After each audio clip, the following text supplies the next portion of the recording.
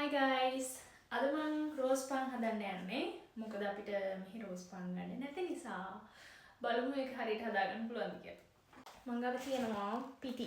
මෙතන ග්‍රෑම් 700ක් විතර තියෙන්නේ. මම රෙසිපි එක බලාගත්තේ කියන 1 කිලෝ තියෙන්නේ. 1 කිලෝ නේ මම ගාව. සීනි, ඊස්ට්, එතකොට වතුර මේක තම් චුට්ටක් රස්නේ නිමෙන්න තියන්න ඕනේ. ඒක අපිට අපි ඇඟිල්ල මෙහෙම දාලා රස්නේ අපිට අඩුවට තියෙන්න ඕනේ. ඒ කියන්නේ අර ඇඟිල්ල දාන්න පුළුවන් රස්නේ ගන්න ඕනේ. මම වාචනයක් කරා. අපේ අම්මා කියලා තියෙන්නේ කොහෙන් පිටි ගත්තත් පිටි හලලා ගන්න කියලා. ඉතින් මම මේ පිටි හලන්න යන්නේ. බලන්න.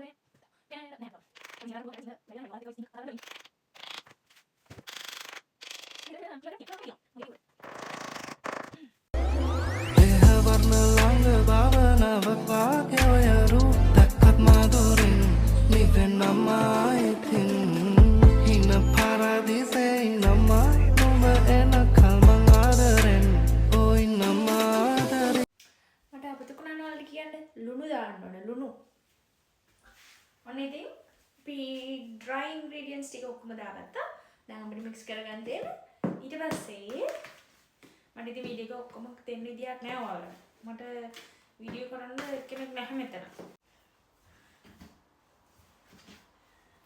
ඒ වීඩියෝ එයාගෝ මේක හරි ආසාවෙන් කරන්න කියලා. මම හිතන විදියට දන්නේ නැහැ ඉතින් හැමෝම එහෙම දන්නේ නැහැ. ඒ වුණාට මම නම් මේ වගේ ස්පෙෂල් කෑමක් හදද්දී මම නම් ආසාවෙන් තමයි හදන්නේ. මේක හරියට ජිම් එකකට ගියා වගේ වැඩක්.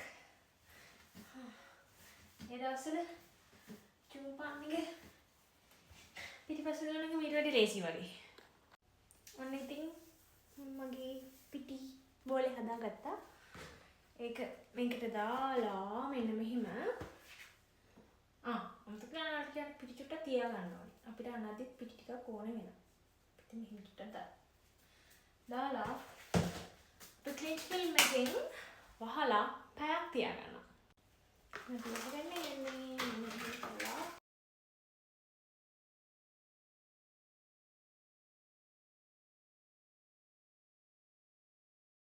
ඇත්තටම කියනවා නම් මට එක ස්ටෙප් එකක් මිස් වුණා. ඒ තමයි මෙහෙම මේක වහලා තියලා පැයකට පස්සේ අපි ඒක හොඳට පිපුරුණාට පස්සේ ඒකෙන් පොඩි බෝල හදා ගන්නවා. මම ඒක ග්‍රෑම් 120ත් 130ත් අතර තමයි පාර්ටිෂන් කරගත්තේ. ඒ කරලා ආයෙ තියාගන්න ඕන පැය භාගයක්.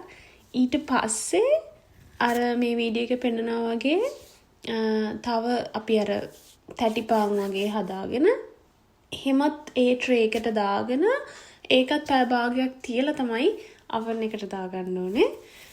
ඊට පස්සේ ළමයි අපි oven එකට දාද්දී සෙල්සියස් අංශක 180ත් 200ත් අතර තමම විනාඩි 25ක් 30ක් අතර දැම්මේ. ඊට පස්සේ එළියට ආපහු අරගෙන අර පාන් එකින් එක වෙන් කරලා ඒකත් ආපහු මම මේ රෝස්ට් කරගත්තා. මම මේ වැඩේ කරන්න පටන් ගත්තේ පාන්දර. ඉතින් මට ඔය හැම ස්ටෙප් එකක්ම රෙකෝඩ් කරගන්න අමතකුණා ළමයි. I'm really sorry. ඔන්න ඉතින් අපි කන්නයි යන්නේ සම්බල් හදාගෙන පෝක් කරි එකක් තියෙනවා. මාරම රසයි. ඔයාලා try කරලා බලන්න. එහෙනම් ඉතින් ආයෙ වීඩියෝ එකක් අරන් එන්නම්. bye bye.